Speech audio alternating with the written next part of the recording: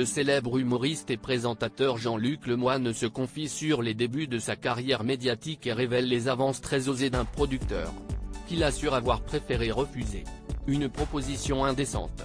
Humoriste reconnu depuis plus d'une vingtaine d'années maintenant, Jean-Luc Lemoyne a su conquérir le public sur scène, mais aussi à la télévision. On l'a effectivement vu un temps dans le giron de Laurent Ruquier, mais aussi de Cyril Hanouna, dans Touche pas à mon poste. Aujourd'hui, il est chaque soir à la tête de sa propre émission sur France 3, depuis l'arrêt du feuilleton Plus belle la vie en fin d'année dernière, avec Samedi den Rire, la quotidienne. Et ce n'est pas tout, puisque les auditeurs d'Europe 1 peuvent également le retrouver dans Culture Média et Historiquement Vôtre. Vous n'allez pas le croire.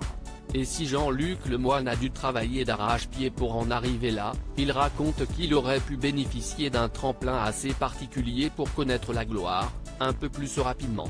Dans une interview accordée à Closer, cette semaine, le comédien révèle qu'un personnage influent du show business, lui a fait des avances sexuelles, vous n'allez pas le croire, mais on me l'a proposé. Quand j'ai débuté, je faisais partie d'un trio qui s'appelait Les Cauchemars.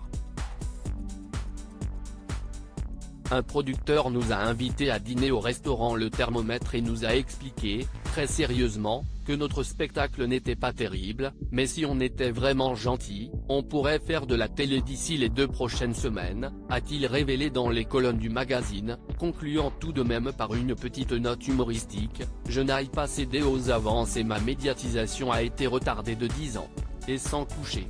TF1 a déprogrammé l'émission. Fier d'avoir conservé son intégrité, Jean-Luc Lemoyne garde pourtant un drôle de souvenir de ce qui devait être son premier passage à la télévision. Celui qui avait prévenu ses proches qu'il allait enfin faire ses débuts sur petit écran, a vu son moment de gloire franchement gâché. Un dimanche, je leur annonce fièrement que je passerai lundi à 19 h dans la nouvelle émission de Ruquier, Les News. Mais le même jour, TF1 la déprogramme pour diffuser Alerte à Malibu. Mes parents n'ont rien compris, a-t-il conclu dans un rire. À lire aussi arrêt de Plus belle la vie. Jean-Luc Lemoyne répond aux critiques des fans déçus et énervés que son émission remplace le feuilleton de France 3.